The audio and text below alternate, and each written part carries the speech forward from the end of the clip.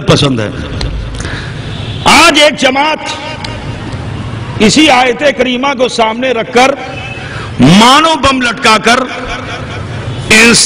انسانیت کے خلاف کام کر رہے ہیں، اسلام کے خلاف کام کر رہے ہیں، مانو بم لٹکا کر کے۔ پہلے دنیا میں جنگیں ہوتی تھی، شب خون کیا جاتا تھا، پیچھے سے جاؤ مار دو، اٹیک کرو، لیکن بانی اسلام نے اٹیک کی دعوت نہیں دی ہے، ڈیفنس کی دعوت دی ہے۔ اللہ کے رسول نے پوری دنیا کو مزاج دے دیا کہ اٹیک کرنا یہ انسانیت نہیں ہے، ڈیفنس کرنا یہ انسانیت ہے۔ اور سنو، میدان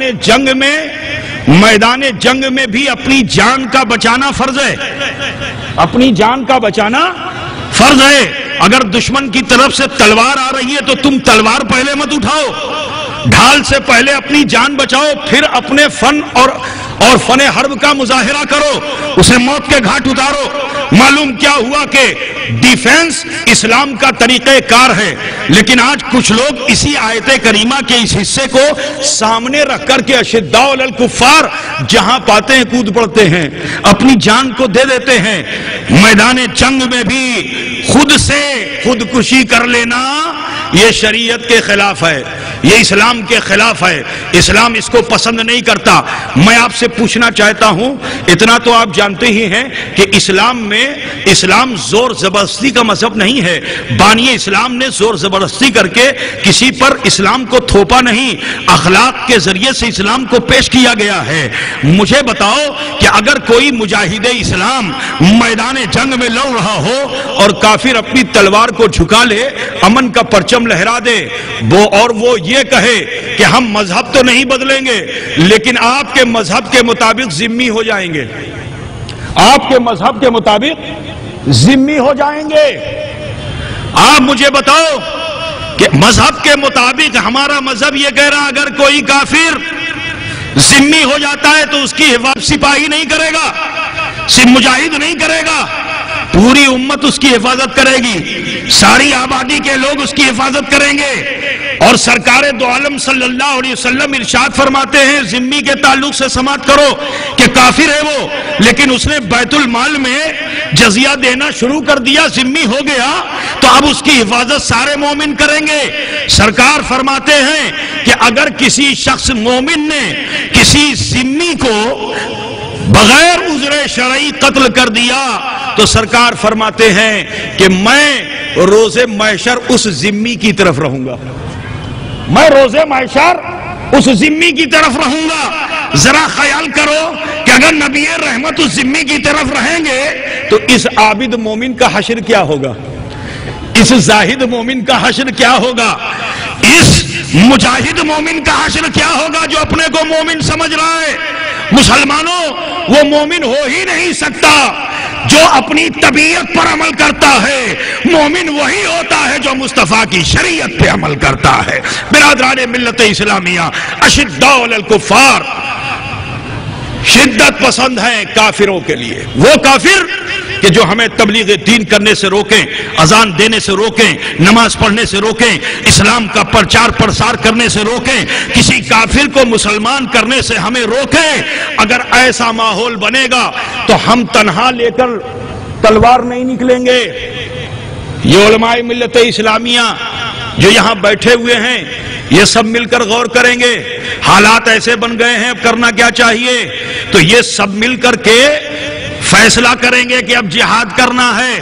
تو پھر یہ حضرت علامہ ظہیر الدین صاحب قلم لے کے نہیں بیٹھیں گے بلکہ قوم کے سامنے آئیں گے اور فرمائیں گے اب تک تو میں قلم سے کام کرتا تھا، اب تک تو میری قلم جنگ کر رہی تھی، اب قلم کے ساتھ نہیں، اب علم کے ساتھ آؤں گا، اب علم کے ساتھ آؤں گا۔ تو یہ علماء پیچھے نہیں رہیں گے، ان کی قیادت میں تمہیں میدان جنگ میں اترنا ہوگا۔ یہ ہے اسلام کا طریقہ کار۔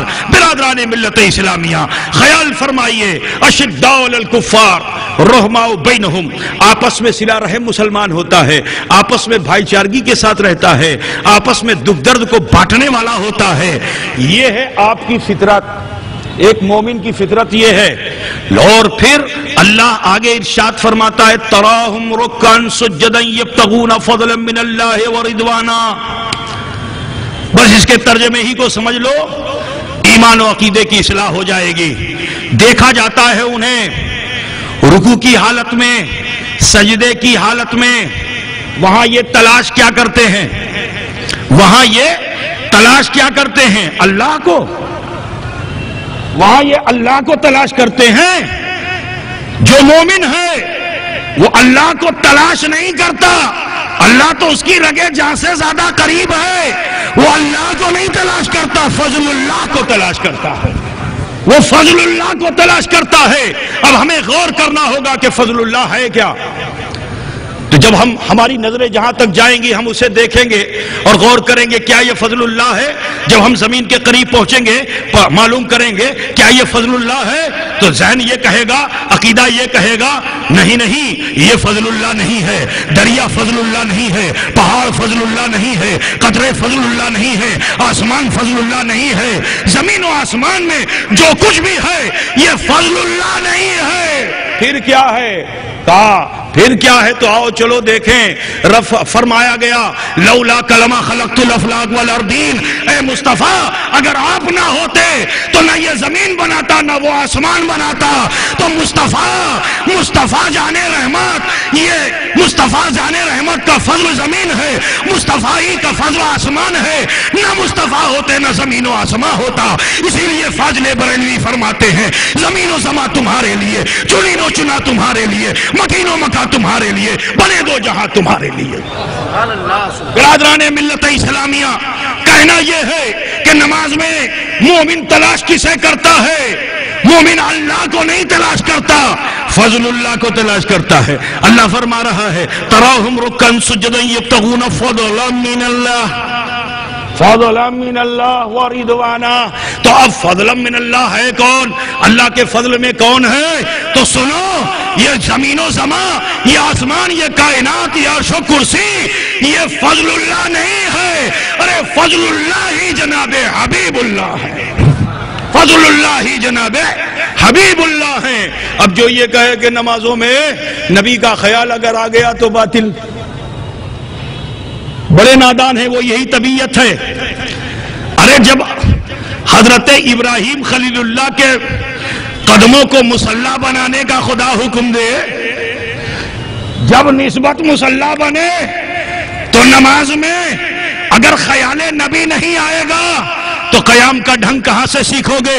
اگر خیال نبی نہیں آئے گا تو رکوع کا قرینہ کہاں سے سیکھو گے؟ اگر خیال نبی نہیں آئے گا تو سجدے کا ڈھنگ کہاں سے سیکھو گے؟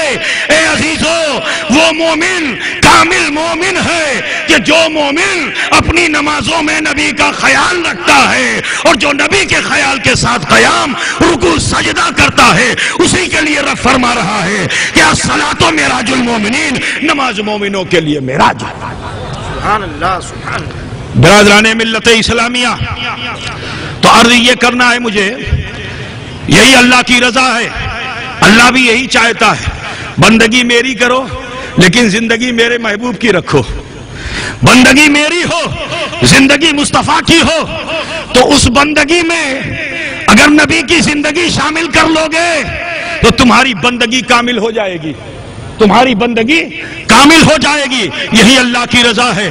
اور جس پر اللہ کی رضا ہے، جب وہ سجدے سے سر اٹھاتے ہیں، جب وہ سجدے سے سر اٹھاتے ہیں تو خالی پیشانی پہ اثر نہیں ہوتا، صرف پیشانی پہ اثر نہیں ہوتا، چہرے پہ ہوتا ہے۔ بات سمجھ رہے ہیں نا آپ؟ چہرے پہ اثر ہوتا ہے، وجہ کا معنی چہرہ۔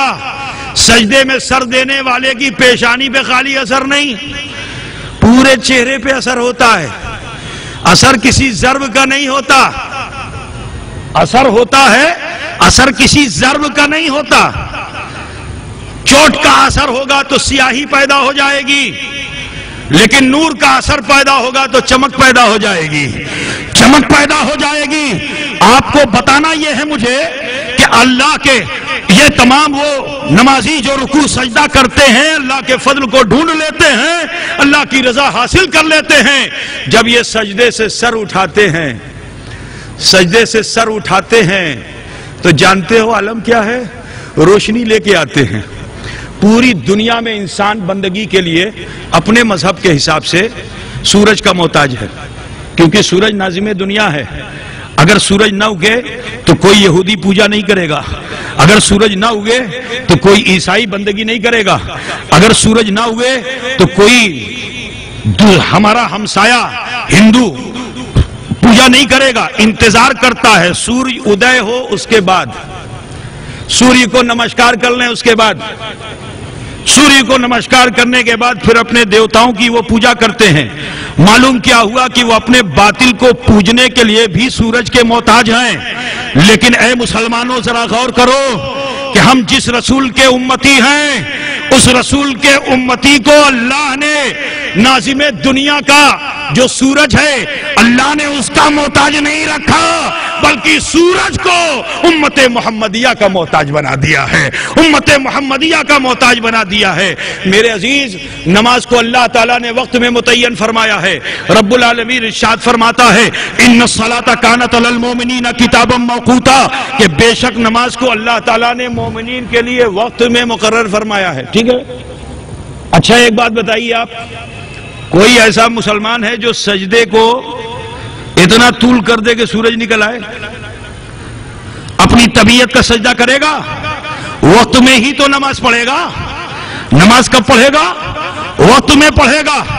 تو میں یہ کہنا چاہتا ہوں کہ سنو، جب یہ مومن وقت میں نماز پڑھتا ہے، سورج صبح صادق کے قریب آتا ہے اور آ کر کے مومن کے سجدوں کا انتظار کرتا ہے۔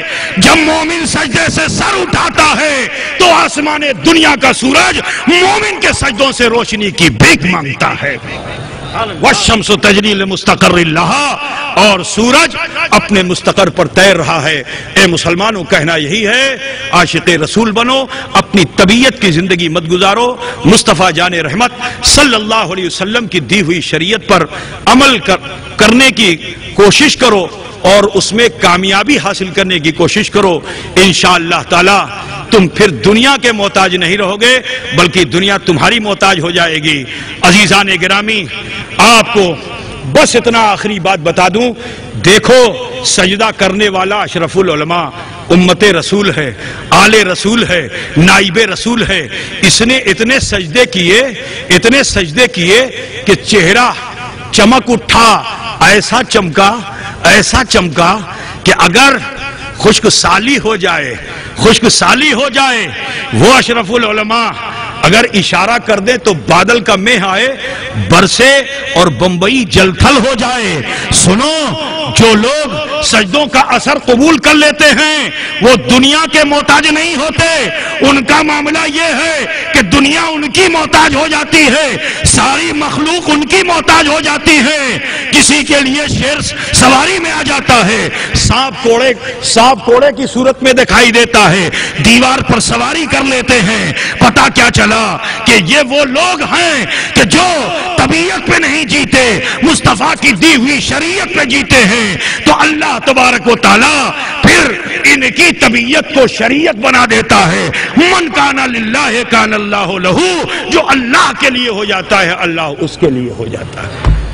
لہذا مسلمانوں، آپ سب سے یہی کہنا ہے، یہ پیغام ہے اس اسٹیج سے کہ آپ بھی اپنے اندر عشق نبی پیدا کیجئے، رسول سے محبت کیجئے، ان کی دی ہوئی شریعت پر عمل کیجئے۔ انشاءاللہ تبارک و تعالی آپ کے چہرے بھی روشن ہوں گے۔ جس جگہ پہ کھڑے ہو جاؤ گے، دائی صرف اسلام میں علماء نہیں ہے، دائی صرف اسلام میں علماء نہیں ہے کہ علماء ملت اسلامیہ دعوت دیں جبھی اسلام پھیلے گا، نہیں، ان مبلغین اسلام کی صحبت میں رہنے والے